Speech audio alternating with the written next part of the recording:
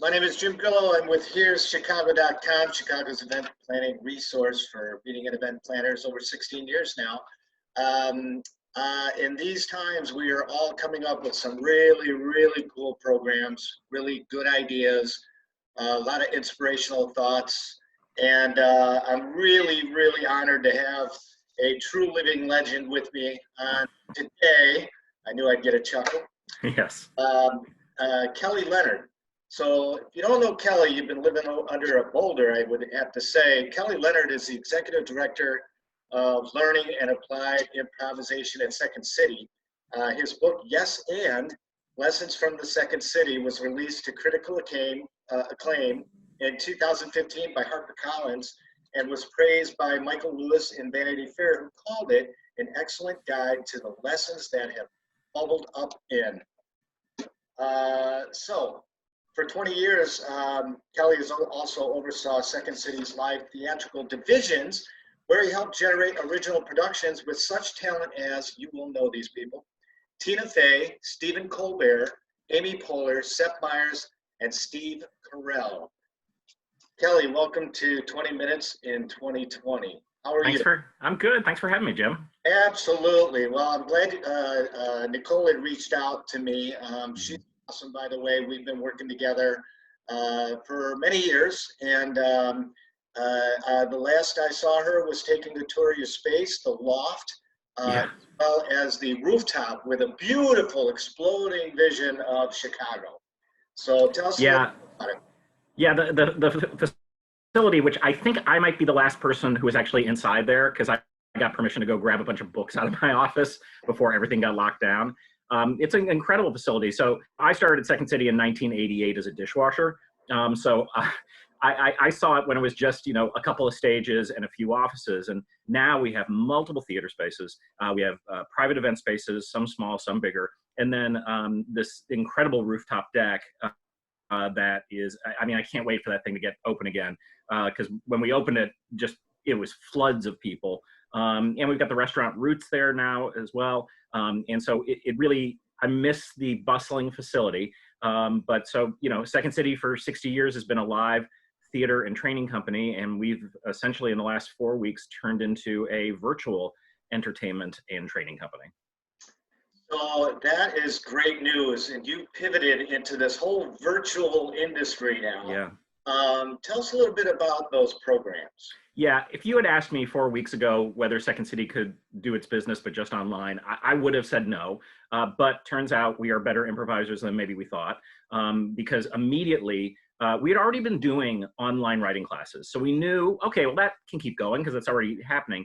But then we actually moved our improv programs online. We really adapted quickly to the technology, and the training center had 85% retention of its students to move in these online spaces. So we're doing everything from kids classes, improv classes, acting classes, writing classes.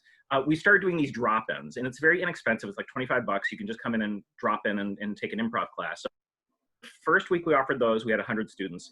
Last week we had 500. So it's just, we could never fit those people in one classroom, so it's completely changed the scope of the business. Our corporate division, Second City Works, is used to going out and providing live entertainment and live workshops. Well, we were in contact with Zoom. I literally, like 3 weeks before this all happened, I got a contact with Zoom and started talking to him about developing stuff. So we were very lucky that we were sort of under the door there. And so we've shifted. We delivered this week 3 virtual training programs. With Zoom, you can break people into rooms, breakout rooms. So we can have people go do the exercises with someone else who's on the Zoom webinar feature and then bring them back.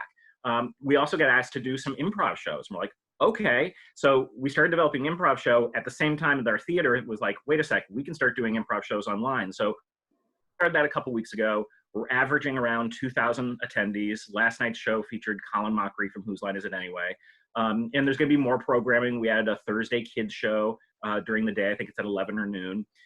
So it's just, it kind of warms your heart to realize that if everyone pulls together and you believe in yourself and you believe in your team, you can make almost anything work. So what type of clients are you doing this for? Are they all corporate? Are they companies? Are they, I mean, it is so diverse, right? So some are, in manufacturing, some are in pharma. We were developing a series of workshops for Lurie Children's Hospital. And we were just about to sign the deal with that when everything stopped. And of course, they're so busy and all that. So we hit pause and we said, all right, well, let's talk when things get back to normal. And then I was in a conversation with another healthcare space who wanted us to do a virtual workshop. So we started developing it. I pinged my contact at Lurie and she came back, she goes, your timing is perfect. We need this training now. We need some help navigating space that people have never been in. We need people to be more transparent with their communication. And this is all the stuff that we teach, and it's teachable in these virtual formats. And you're using improv. I Yeah. mean, you're improvising your whole business right now. Exactly. No, well, look, we are all improvising. You're improvising, I'm improvising. I mean, I've had to set up this, space at home like you. I'm sharing it with a senior who's trying to finish college. And a college professor wife who's transferring all her lectures into digital formats. So, we're navigating sort of uncertain times, uncertain spaces. And when you realize that everyone's doing that, this is the power of improvisation. This is when you have to sort of put away the fear, put away the shame, recognize we're all gonna make a bunch of failures. Your tech's not gonna work at some point. You're gonna say something dumb. Pets are gonna show up. People are gonna show up. Hopefully they're clothed. But we're all navigating this together, and what we're finding is that there maybe was never a greater need for the kind of work that we do than trying to get through this real crisis together. Yes, and if I were to throw you the orange right now and say there was a virus named Corona. I would also say that poor beer company. What like the fact that the Corona beer is being hurt by the coronavirus is just, no one could have seen that coming. Yeah, no, it's really difficult times, and I am so happy, because I remember your building was in trouble for a while. You had a fire, right? We did have a fire, yeah. And that was devastating. But again, you improvised back then, so you seem to really excel when there's challenges against the business. Well, that's because it's in our DNA. I mean, the whole thing about improvisation is you turn obstacles into gifts. You replace blame with curiosity. You make mistakes work for you. This is the stuff that is the mantras of the work. So for the most part, the minute we sort of realize, all right, we're in this difficult situation, just hands went up. And even before hands went up, people just started doing, so it's interesting how we have all these different divisions at Second City who sort of operate very autonomously. The minute that this happened, we all came together and everyone started sharing best practices, and you're seeing emails show up and we're all in these different kinds of conversations. And you're also recognizing you can't limit your communication to Zoom meetings. I love the Zoom technology. We use it all the time. Sometimes there's places for texts. Sometimes you just got to pick up the phone and call people. So it is a lesson, I think, in these times that altering your communication, recognizing that there's a certain kind of fatigue when you're on these video conferences, just like my schedule today is literally a video conference every hour. And I'm at the sort of not quite midway point right now, but I'm taking breaks in between, like mental health breaks of like, I'm running outside, I'm grabbing some food. And I think we all have to recognize that we're setting new norms, and that's okay. But that also means that you need to communicate what you need, what you want, and how we're going to all operate in this together. And so these workshops we do are a lot about that. They're all about the different ways that we can now set these new norms. Yep. I must have done 10 Zooms, maybe 15 last week.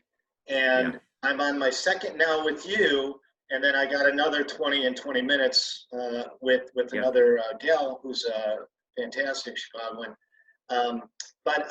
So I was in your boardroom, or what is that? Mm-hmm. The drawing room there? Yeah. The conference room next to the Up Comedy Club. Yep. Which has all the great names. Messages and mm-hmm. names of everybody who has worked in there as far as improvising. So I could just imagine your team improvising and coming up with exactly what you're offering today in these virtual events. Just outstanding stuff. So can you give us any cool stories about working with some of those people that we know? Steve Carell, one of my favorites. Yeah, well, I mean, Carell was interesting because he was there a long time, maybe 8 years. He was on the stages, which is a much longer time than most people, because he's very unassuming, quiet, kind of shy, which anyone, like, you wouldn't believe it, right, based on what you see on screen. And so he was what would be called like a slow burn. He was someone who was sort of like, and then, you know, just of course blew up. It's interesting, the story I always tell is in the early 90s, the cast that Tina Fey was in, Tina Fey was not the most popular performer. There was an absolutely most popular performer. It was one of her castmates. Can you guess who that might be? Amy Poehler? No. Rachel Dratch.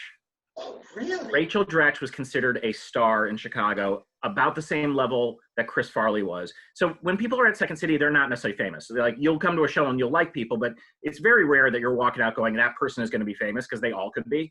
Rachel Dratch was by far and away considered one of the most famous people in the city. So Tina got hired as a writer at Saturday Night Live. Rachel got asked to audition. She got flown out there, which is a very good sign. But then she didn't get hired. Now, back in those days, if you didn't get hired by Saturday Night Live, it was very rare, if maybe ever at that point, that you would get hired later. So she was kind of done and figured she missed her shot. This is an example of why Tina Fey is such a good leader and such a great human being. She then became the head writer. And what she knew is that Lorne Michaels, who the boss at Saturday Night Live, who hires the people, he comes to Second City every summer and looks at the stages to pick out the people. Rachel was done by then. She wasn't on the stage anymore. So Tina called me up and said, hey, could Rachel and I do a show this summer in Chicago on one of the stages on one of the off nights? And I'm like, sure, it was great. So they did the show Dratch and Fey because Tina knew that Lorne would have to come see her and then would see Rachel in the show. He came, he hired her on the spot. And then Rachel joined the cast. And those were great years if you think about those Saturday Night Live casts, because that's Amy Poehler, as you mentioned, and Maya Rudolph. I mean, it was the year of the women sort of coming to the front. But it only happened because Tina kind of manipulated the behind the scenes to get Lorne to see Rachel and just how great she was. Right on. And I know you've got some talented people there now, too, which you know, you may love those on stage, but you may see them somewhere else in the future on screen. So, totally. You know, it's always been an institution that's been kind of like the farm team of SNL, you know, which is awesome. Yeah, no, it's great. And I love working with the young talent. One of my favorite performers on the main stage is Jordan Savusa, who is a terrific guy who was on the maintenance crew. Like, Really? Guy was, yes, he was doing that so he could pay for classes. So you have an opening in maintenance for me? There is an opening. Okay. Not right now. Right, okay. Well, Kelly, do you have any parting thoughts for us? I just want to let everybody know that, go ahead, I'll let you talk. Yeah, I mean, the improv phrase that keeps coming to mind right now that everyone I think is maybe, I think it's maybe an important thing to consider, is you need to play in, not the scene you want to be in. It is very easy to catastrophize about the future or ruminate about the past, but you get nothing done there. The place you get something done is when you're fierce in the moment. And that's what it takes to be a great improviser. And I think that's what it's going to take to be a great human being and as we navigate these really difficult times. So play the scene you're in, not the scene you want to be in. Well, this scene worked out perfectly today, and I thought we improvised very well. This was not planned whatsoever. Nope. So it's an honor to have you with us. You've got some great event spaces, that loft, the rooftop, the bar. I can forget the name of the bar that's up there as well. Urban Tailgate. That's it, yes. So you just have fantastic, like, check this place out when it opens. Yep. You will love the spaces, and you'll love the talent over there at the Second City. So thanks again, Lauren. I wanted to call you Lauren. I don't know why. Kelly Leonard. Leave it in. Yeah. Leave it in. Thanks, Jim. All right. Thanks, buddy. Bye. All right. Bye-bye.